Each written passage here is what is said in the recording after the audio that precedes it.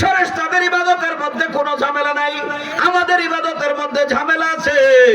এরপরেও মহান রব্বুল আলামিন জাল্লা শানুহু এই বান্দাদেরকে টিকায় রাখার জন্য, সৎ পথে টিকায় রাখার জন্য 1,24,000 নবী রাসূল আল্লাহর পক্ষ থেকে পাঠাইছেন। চিৎকার করে কোন মারহাবা।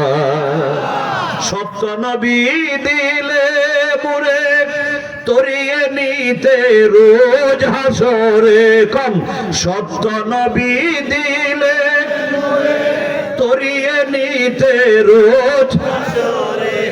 পথ না বলি তাই তো দিলে, পথ না বলি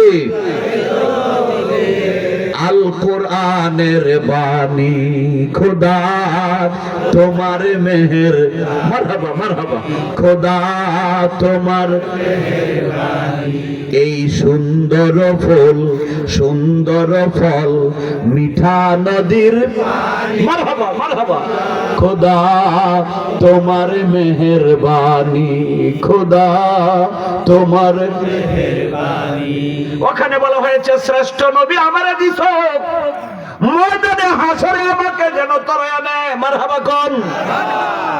এই উম্মত যাতে করে আল্লাহর সন্তুষ্টির ভিতরে থাকতে পারে 50 ওয়াক্ত নামাজকে কাটতে কাটতে কাটতে কাটতে আল্লাহ তো দিবেন 50, আমার নবী রাখছেন কত?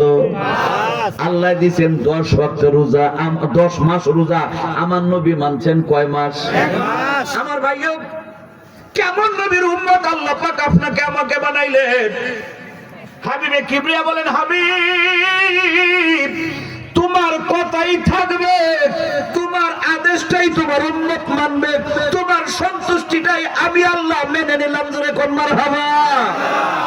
তোমার উম্মত তোমার পছন্দ অনুযায়ী 5 ওয়াক্ত নামাজ পড়বে, আমি আল্লাহ আহকামুল হাকিমিন। যদিও তোমার উম্মত পড়বে 5 ওয়াক্ত, আমি আল্লাহ তোমার উম্মতরে 5 ওয়াক্তের বিনিময়ে পুরা 50 ওয়াক্তের সওয়াব দিয়ে দিব।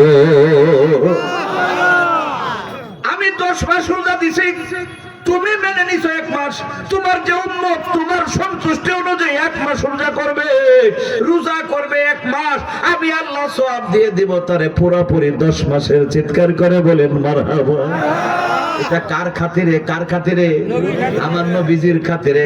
আল্লাহ 5 ওয়াক্তের মধ্যে 50 ওয়াক্তের সওয়াব দিছে, আল্লাহ 1 মাসের মধ্যে 10 মাসের সওয়াব দিছে, শুধু আমার নবীর খাতিরে। চিৎকার করে বলেন মারহাবা। আমার ভাইরা গো, এরপরে আল্লাহ পাক আমাদেরকে এমন এক ওলির সোহবত ইখতিয়ার করার জন্য দিয়েছেন। আমরা যে তরিকার খিদমতে আছি, যে তরিকার তালিম গ্রহণ করার জন্য আজকে আসছি, এই তরিকাটার নাম হলো, 2টা তরিকা সংযুক্ত হয়েছে। একটার নাম হলো নকশবন্দিয়া, আরেকটা তরিকার নাম হলো মুজাদ্দিদিয়া। কি নাম? কি নাম? কি নাম? মুজাদ্দিদিয়া। নকশবন্দিয়া, মুজাদ্দিদিয়া। তরিকা কেন? তরিকা এই জন্য, তরিকা এই জন্য, তরিকা হচ্ছে তারকুন মাদ্দা, তারকুন মাদ্দা। তারকুন হলো পথ, যে পথে চললে, আমার খাজা বাবা শম্ভুগঞ্জি বলেছেন, যে পথে চললে আল্লাহ এবং আল্লাহর রাসূলকে সহজে পাওয়া যায়, ওই রাস্তার নাম হচ্ছে তরিকা। চিৎকার করে বলেন মারহাবা। মান কানা ফি হাযিহিদ দুনিয়া আমা ফাহুয়া ফিল আখিরাতি আমা ওয়া আদাল্লু সাবিলা। আল্লাহ সুবহানাহু ওয়া তাআলা বলেন, আল্লাহ বলেন, ওয়া মান কানা ফি হাযিহি আমা, দুনিয়াতে যারা অন্ধ হয়, কিসের অন্ধ? আন্তরিক দুনিয়া থেকে, আন মারিফাতিল্লাহ। তাফসিরে কাবীরের ভিতরে আসছে, যারা আল্লাহর মারিফাত থেকে দুনিয়াতে অন্ধ হবে। মারিফাত, আরাফাত থেকে মারিফাত। মারিফাত শব্দের অর্থ হচ্ছে চিনা জানা। ইলমুল মারিফাত হইল আল্লাহকে চিনা জানার জ্ঞান যার ভিতরে আছে, ওই আল্লাহকে চিনা জানার জ্ঞানের নাম হচ্ছে, আরবি ভাষায় বলা হয় ইলমুল মারিফাত। জোরে বলেন মারহাবা। নামাজের সওয়াব বলতে গিয়ে শুধু আমরা ওয়াজ করি, নামাজ পড়লেই জান্নাত, নামাজ পড়লেই জান্নাত। ঠিক আছে, নামাজ পড়লেই জান্নাত। দেখেন আল্লাহর ওলিদের একজন ওলি ছিলেন মুজাদ্দিদে আলফে আউয়াল হযরত সৈয়দ মহিউদ্দিন আব্দুল কাদের জিলানী আল গিলানী বাগদাদি। নাম শুনছেন না? হযরতে গাউসে পাক বলেন, আল্লাহ আল্লাহ আমাকে তুমি টুকরো টুকরো করে হলেও তোমার 7টা জাহান্নামে আমাকে ফেলে দিও, কোনো আফসোস নাই আমার নামে। কোনো জান্নাত যদি জান্নাতের কোনায় যদি আমার জায়গা না থাকে, আমার কোনো আফসোস নাই গো আল্লাহ। আমাকে তুমি জাহান্নামে দিও, তবে আমার একটা দাবি আছে, ওই জাহান্নামে থাইকাও আমি যেন তুমি মাবুদের কুদরতের কদম মোবারক দেখতে পারি। এই জন্যই পাগলরা বলছেন, করি না বেহেশতের আশা, ডরাই না দুজখের, আমি শুধু চাই তোমারে।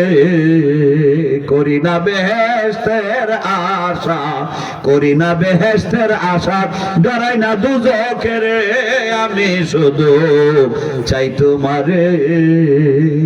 কারে রাখবা কোন জায়গাতে লেখা তোমার কলমেতে, কন্যা ঠিক কিনা?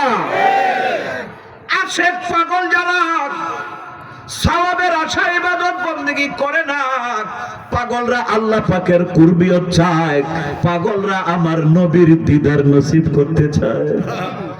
নবীকে দেখলে পাগলদের আর কিছু লাগে না, কারণ যে নবী পাগলদের জন্য এত কিছু করেছেন রে বাবা। আল্লাহ পাক এই উম্মতকে সঠিক পথে চালানোর জন্য 1,24,000 নবী রাসূল পাঠিয়েছেন। সব নবীরা আল্লাহর পথে তাদের বা উম্মতদেরকে ডেকেছেন।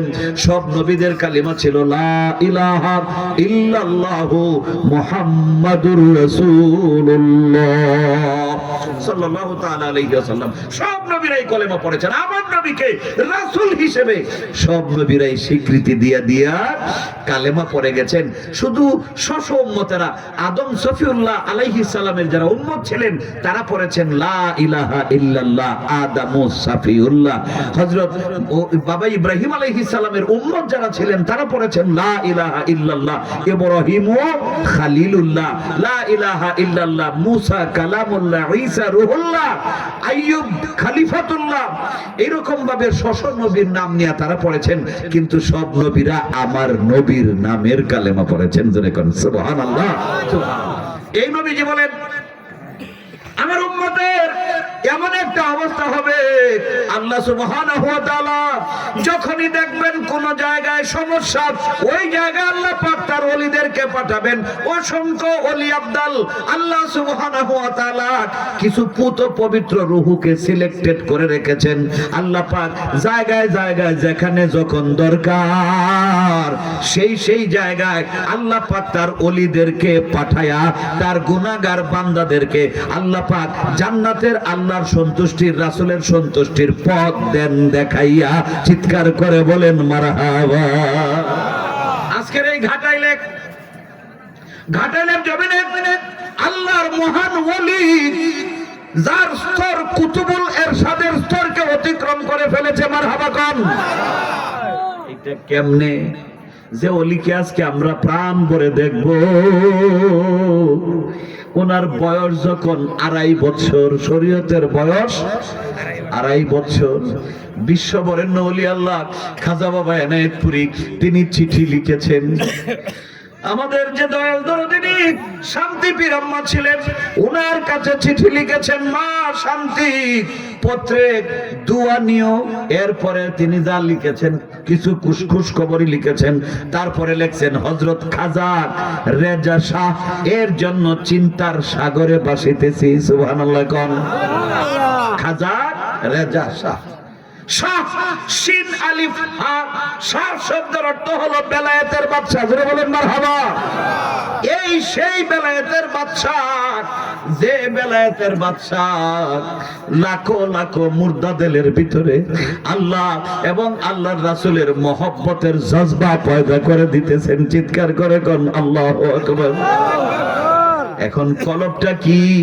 অনেকেই মন্তব্য করবেন, তরিকাই তো মানি না, তার মধ্যে আবার কলব কি? আবার কিছু কিছু পণ্ডিত তারা সিদ্ধান্ত নিছেন, উম্মতকে শিক্ষাও দিতেছেন, কলব হইল মানুষের মাথার চান্দির মধ্যে থাকে। নাউযুবিল্লাহ, আস্তাগফিরুল্লাহ, আস্তাগফিরুল্লাহ। কলব আছে, তবে এটা মাথার চান্দির মধ্যে থাকে, আর ফিসাবরা দেখায় বুকের মধ্যে। তাইলে বোঝা গেল যে ফিসাবরাটা ঠিক নাই। হে যে আন্তর্জাতিক গতি সম্পন্ন মুফাসসির হ্যাঁ, উনি যেটা বলছেন ওনাটা ঠিক, আর পিসাবরা যেটা দেখাইতেছে এইটা বোধহয় বেঠিক। এখন আসেন কোরআনকে জিজ্ঞেস করেন, ও কোরআন কলব আছে কিনা বলো।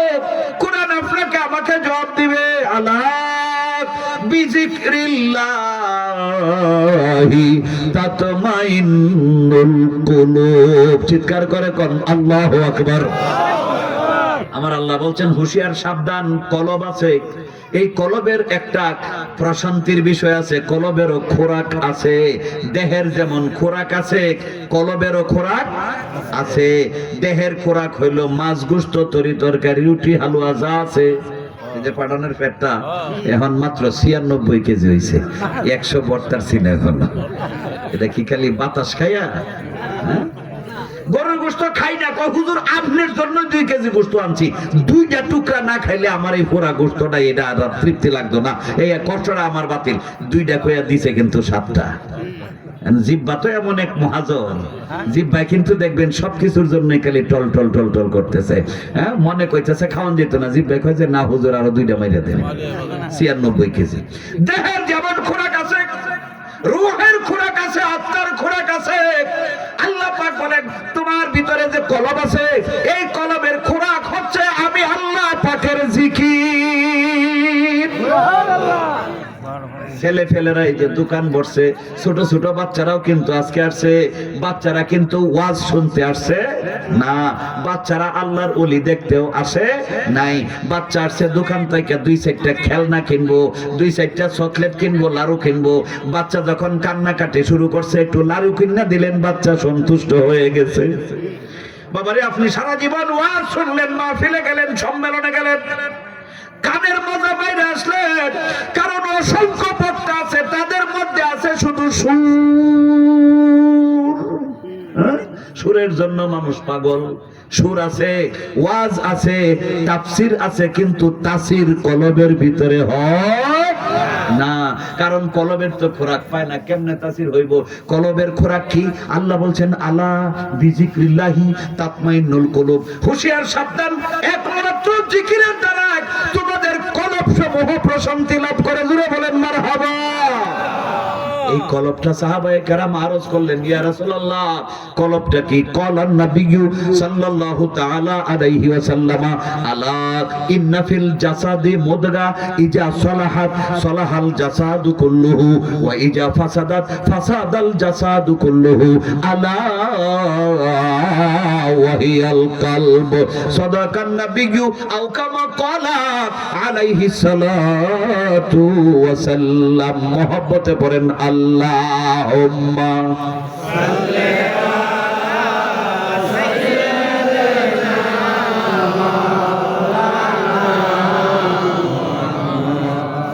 ওয়া আলা আলি সাইয়্যিদিনা মাওলানা। আল্লাহুম্মা সাল্লি ওয়া সাল্লিম ওয়া বারিক আলাইহি। আমার নবীজি বলেন হুঁশিয়ার সাবধান, প্রত্যেকটা মানুষের দেহের ভিতরে এক টুকরা গোশত আছে, ইজা সালাহাত, এটা বুখারী শরীফের হাদিস। মারহাবা কোন রাওয়াহুল বুখারী। এক টুকরা গোশত আছে, ইজা সালাহাত সালাহাল জাসাদু কুল্লুহু। ওই গোশতের টুকরাটা যদি ভালো হয়, তোমার মাথা ভালো, চোখ ভালো, কান ভালো, পেট ভালো, ফিট ভালো, হাত পা গোটা অঙ্গ প্রত্যঙ্গ ভালো, এই মানুষটার আমল ভালো, এই মানুষটার স্বভাব চরিত্র সব ভালো। ওয়া ইজা ফাসাদাত, আর আমার নবীজি বলেন যখন গোশতের টুকরাটা কালো বর্ণ হয়ে যায়, যখন এটা বাতিল হয়ে যায়, ফাসাদাল জাসাদু কুল্লুহু, তখন প্রত্যেকটা অঙ্গ প্রত্যঙ্গ বরবাদ হয়ে যায়, চোখগুলো নষ্ট হয়ে যায়। কয় কে হুজুর নষ্ট হইব কে? না, দৃষ্টি শক্তি ঠিক আছে।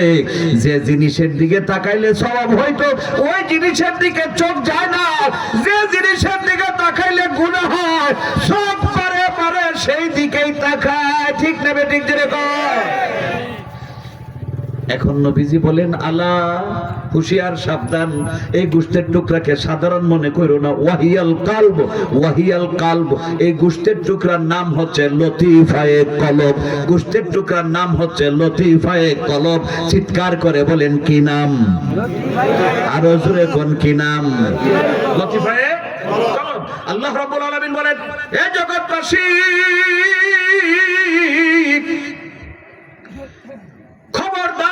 হুঁশিয়ার সাবধান।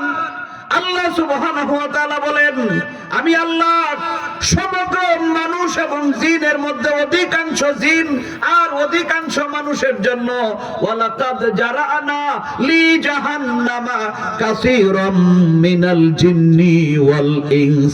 আল্লাহ বলেন জাহান্নাম যে বানায় রাখছি, জাহান্নাম আছে না নাই? আছে আছে আছে। আল্লাহ বলেন জাহান্নাম বানায় রাখছি অধিকাংশ মানুষ আর অধিকাংশ জিনের জন্যই তো জাহান্নাম বানাইলাম। আমি তো নাচানাচি শুরু করছি, আল্লাহ এটা কও কি? এত বড় আলিম আমি, এত বড় ইমাম, এত বড় খতিব আমি, এত বড় হুজুর, অর্ধেকটি মানুষের জন্য যে জাহান্নাম বানাইছো, আল্লাহ গো আমারে নি জাহান্নামে দাও। আমারে তো দিতারটা না, কারণ আমার মতো বড় হুজুর আর কেউ নাই, আমারে দিও না। হ্যাঁ, দুজকে তো আল্লাহ আমারে দিব না। আল্লাহ কয় না, তুমি যত বড় হুজুরি হও, যত বড় আলিম, যত বড় বক্তা হও, স্কেলের ভিতরে, মাফের ভিতরে আসতে হবে, গণনার ভিতরে যদি পড়ো।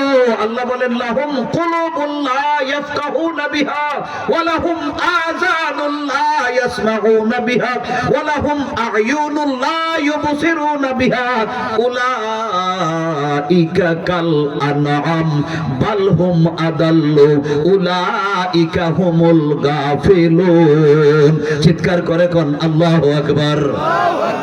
বলেন কাদের জন্য জাহান্নাম? আল্লাহ বলছেন আমি অধিকাংশ মানুষকে দুজকে দিব। কাদেরকে? লাহুম কুলুবুল লা ইয়াফকাহুনা বিহা। আল্লাহ বলেন প্রত্যেকটা মানুষের ভিতরে কলব দেওয়া আছে। এই কলবকে বুঝবে না যারা, চিনবে না যারা, জাগরিত করবে না যারা, কলবের চক্ষু আছে, কলবের চক্ষু দিয়ে দেখতে পারবে না যারা, কলবের কর্ণ আছে, কলবের কর্ণ দিয়ে শুনবে না যারা। আল্লাহ সুবহানাহু ওয়া তাআলা বলেন আমি পাঠান বলি না, আমার মুর্শিদে কেবলাও বলেন না। আল্লাহ বলছেন উলাইকা কাল আনআম, উলাইকা কাল আনআম। কলব যারা চিনে না, কলবের রিয়াজত সাধনা যারা করে না, কলবের কর্ণ দিয়া যারা শুনে না, কলবের চক্ষু দিয়া যারা দেখে না, আল্লাহ বলছেন এরা কোনো মানুষ হতে পারে না, এরা হইল চতুষ্পদ জন্তু, জানোয়ারের মতো। বালহুম আদাল্লু, বরং চতুষ্পদ জন্তু জানোয়ারের চাইতেও খারাপ। নাউযুবিল্লাহ। আল্লাহর 7 জন ওলি, কয়জন? কোন কয়জন? 7 জন ওলি অত্যাচারী জালিম বাদশার কবল থেকে বাঁচার জন্য সিদ্ধান্ত দিলেন আমরা রাজ্য ত্যাগ করব, এই দেশ থেকে আরেক দেশে চলে যাব। যেই কথা সেই কাজ। রাত্রিতে 7 জন ওলি ছুটছেন, কুরআনুল কারীমের ভিতরে বিস্তারিত আছে। আমি খুব সংক্ষেপে বলতেছি কারণ সময় খুব। 7 জন ওলি ছুটছেন। গভীর রাতে হঠাৎ করে একটা কুকুর কোথার থেকে আইসা, এই কুকুরটা কোনো কথা বলে না, চুপচাপ কখনো 7 জন ওলিদের সামনে দৌড়ায়, কখনো পিছে, কখনো ডানে বামে। আল্লাহর ওলিরা ভয় পেয়ে গেলেন, এই কুকুরটা তো আমাদের সমস্যা সৃষ্টি করবে, নিরাপত্তার বিঘ্ন ঘটাবে। আল্লাহর ওলিরা কুকুরটাকে সরাইয়া দিবার চাইলেন, দাবড়াইয়া দিবার চাইলেন। কুকুরটা তার জবানে, তার ভাষায় আমার আল্লাহরে ডাক মারছে, গো আল্লাহ আমি তো তোমার ওলিদের ক্ষতি করতে আসি নাই, বরং আমি আসছি তোমার ওলিদের নিরাপত্তা দেওয়ার জন্য, তোমার ওলিদের গোলামির জন্য আমি আসছি। তোমার ওলিদেরকে জানায় দাও তারা যেন আমাকে নিয়ে দুশ্চিন্তা না করে। আল্লাহ রাব্বুল আলামিন ওলিদের দিলের ভিতরে সান্ত্বনা লাগাইয়া দিলেন। আল্লাহর ওলিরা বিশাল একটা পাহাড়ের চতুষ্পাশ দিয়ে সারা রাত ঘুরলেন। সকাল যখন হয়ে গেছে, পূর্ব আকাশে আবছা আবছা আলো হয়ে গেছে, সুবহে সাদেক বড় একটা গর্ত পাইলেন, পাহাড়ের ভিতরে গুহা। আল্লাহর ওলিরা গুহার ভিতরে ঢুকে গেছেন। এতক্ষণ যে সারা রাত কুকুরটা পিছে পিছে আসছে, এই কুকুরটা কিন্তু আল্লাহর ওলিদের পিছনে গর্তে ঢুকে নাই, কুকুরটা গর্তের সামনে বসে আছে। আল্লাহ রাব্বুল আলামিন বলেন, হে দুনিয়ার মানুষ, কুকুরটা কেমন করে বসে থাকলো? কালবুহুম বাসিতুন জিরাইহি বিল ওয়াসিদ।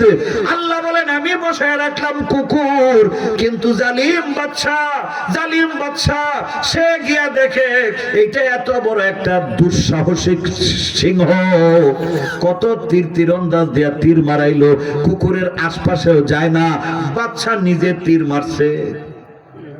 হ্যাঁ, বড় বড় অফিসারদের কোমরের মধ্যে অস্ত্র থাকে না?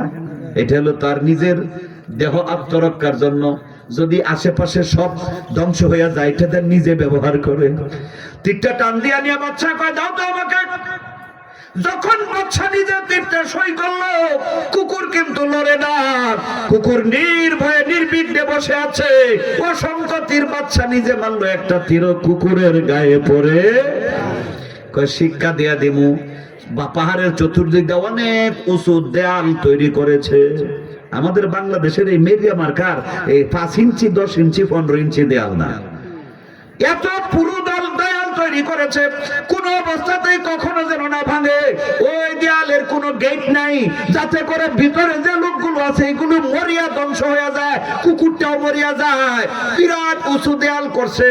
আপনারা দেখবেন জেলখানার যে বাউন্ডারি ওয়াল থাকে, এটা মাত্র 2 ফুট উঁচা। হ্যাঁ কোন কি এই গাঠাইলে তো জেলখানা নাই, আপনারা দেখছেন কেমনে? বিল্ডিং এর চাইতে অনেক অনেক উঁচু থাকে দেয়ালগুলো, বাউন্ডারি ওয়াল।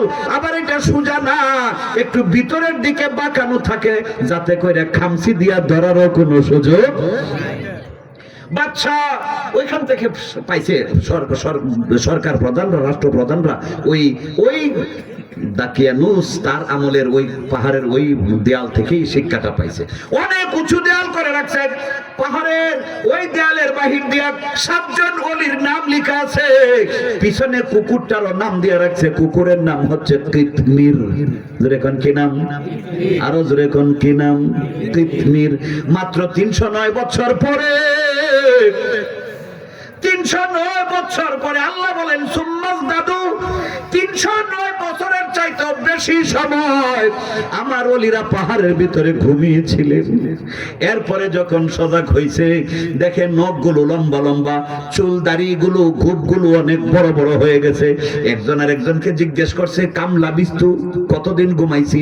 একজন উত্তর দিলেন, গতকালকে ভোরবেলায় ঘুমাইছিলাম, সারা রাত গেছে, সারা দিন গেছে, আজকের সকাল। আর একজন কয় না, হতে পারে 2 দিন, হতে পারে 3 দিন, কয়েক দিন তো আমরা একসাথে ঘুমাই না। আল্লাহ সুবহানাহু ওয়া তাআলা বলেন, তোমরাও জানো না রে বন্ধুরা, তোমরা মাত্র 309 বছরের বেশি সময় ঘুমাইছো। আমার ভাইরা গো, অনেক লম্বা ঘটনা। রুটি কেনার জন্য টাকা নিয়ে দোকানে গেছে, দোকানদার কয় এত উদ্ভুত চেহারা, দাঁড়িয়ে তো বেশ বড় বড় হয়ে গেছে, মুছা বড় বড়, নখ বড় বড়, একটা আজগুবি মানুষ, পাহাড়ি জঙ্গলি মানুষ মনে হয়।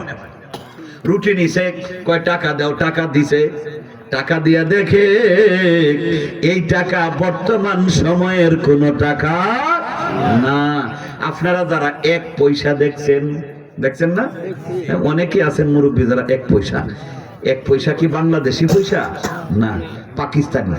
তারও আগে ব্রিটিশ পিরিয়ডের কিছু মুদ্রা ছিল। ব্রিটিশের মুদ্রাগুলো পাকিস্তানে চলে নাই, পাকিস্তান পিরিয়ডের মুদ্রাগুলো বাংলাদেশ হওয়ার পরে চলে নাই। এখন যদি কারো জিম্মায়, কারো সংরক্ষণে থাকে, দেখে চিন্না ফলাইব এটা অনেক আগের। আমার আব্বা আল্লামা আবুল হোসেন পাঠান রহমতুল্লাহি আলাইহি 75 না 12 আনার এক পাকিস্তান পিরিয়ডের স্ট্যাম্প, এই যে বাংলাদেশে যে আছে না সাপকলা, ওই 12 আনার স্ট্যাম্পের উপরে আমরা 4 ভাই জন্ম নিছি, কে কখন কয়টার সময় কিবারে এই তারিখগুলো বাংলা তারিখ লিখে রাখছে। তো বাড়িঘর ভাঙ্গার সময় আমাদের একজন, উনি মনে করছে, মূর্খ মানুষ তো, মনে করছে যে এটা তো দলিল, ছেলেরা ছোট ছোট, চাচা মরে গেছে, ছেলেরা ছোট ছোট, এইটা নিয়ে রাখলে কাজ হবে। বাস টাজ করে উনি সুন্দর করে প্যাকেট ট্যাকেট করে রাখছে। এখন উনি এই তো 5 বছর আগে জমি বিক্রি করবেন। তো আমরা 2 ভাই বাড়িতে গেছি, যে ভাই আনেন কি কাগজপত্র আছে, আনেন দেখি, এটি তো বাস টাজ করার লাগবো। পরে উনি একটা একটা করে দলিল দিতেছে, কয় দেখো এটার মধ্যে আছে বোধহয় আমার 7 কাঠা জমি। তো দেখি যে কিরে, আব্বার হাতের লেখা, আব্বার হাতের লেখা। ওখানে লেখা আছে মোহাম্মদ সোয়াইব উদ্দিন পাঠান, তার জন্ম এত তারিখ, এইবার এতটার সময়। মোহাম্মদ শহীদ উল্লাহ পাঠান, তার জন্ম এত তারিখ, 10ই অগ্রহায়ণ শুক্রবার, সকাল 10 ঘটিকা, এরকম দেখা। উনি আবার ধরতেছে, কোন আগে নিও না, বড় জনের কথা কইতেছে, উনি দেখুন। আমি যে ভাই উনি দেখবো, আমার আব্বার লেখা, বাংলা লেখা এত সুন্দর। আরবি লেখাগুলো টাইপ করা, মনে হয় যে টাইপ করে, ওই সময় তো টাইপ ছিল না, কলমের লেখা। দাঁড়ায় গেছে, আমার দিলের ভিতরে জজবা পয়দা হয়েছে, আমি বুকে নিলাম, চুমু খাইলাম, মাথায় নিলাম, বললাম যে ভাই এই কাগজটার দাম কত? বলে যে এখানে যত কাটা জমি আছে। আমি যে আহাম্মক তুমি তো আছো তোমার জমির দামদার, তুমি 10 কাঠা জমির কত দাম নেবা? 10 কাঠা জমির 20 কাঠা জমির দাম যদি দেই তোমাকে, তুমি জমি দিতে পারবা, আমাকে দলিল দিতে পারবা, জমিনের মালিক হব। কিন্তু এখানে যে রেকর্ডটা লেখা আছে এটা তোমার 10-20 কাঠা জমিনের চাইতেও আমার কাছে আরো বেশি প্রিয়। 12 আনার স্ট্যাম্পের মধ্যে লেখা। টাকাটা ধরাইয়া দিলেন দোকানদারের কাছে। দোকানদার কয় টাকা কই পাইছেন আপনি? কয় যে আমাদের কাছে ছিল। আপনারা কারা কোথায় আছেন? কয় ওই পাহাড়ের পিছনে আমরা আছি। তাকে আপ্যায়ন কইরা কিছু লোক দিয়ে ব্যারিকেড দেওয়া গোপনে গোপনে প্রশাসনকে খবর দিছে, ফোন দিছে, ওসি সাহেব ঘাটাইল আসেন। এক তাজ্জবপূর্ণ ঘটনা দেখবেন। ওসি জিজ্ঞেস করছে কেডা গো তুমি? নাম জিজ্ঞেস করছে, কইছে বাড়ি ঠিকানা কই, কইছে ওসিও চিনে না, কয়টা তুই এলাকার না। বাচ্চার দরবারে নিয়ে গেছে। ওখানে গিয়ে উনি দেখে এখন যে বাচ্চা আছে ওই বাচ্চার যে পতাকার মধ্যে লেখা আছে লা ইলাহা ইল্লাল্লাহু মুহাম্মাদুর রাসূলুল্লাহ সাল্লাল্লাহু তাআলা আলাইহি ওয়াসাল্লাম। এটা দেখা হযরত ইয়ামলিক উনি অত্যন্ত খুশি হয়ে গেলেন। এবার বাচ্চা বলছে বলেন তো আপনার কি পরিচয়? উনি পুরা পরিচয় দিলেন। বাচ্চা নিজেও তাদের সঙ্গে আসছেন।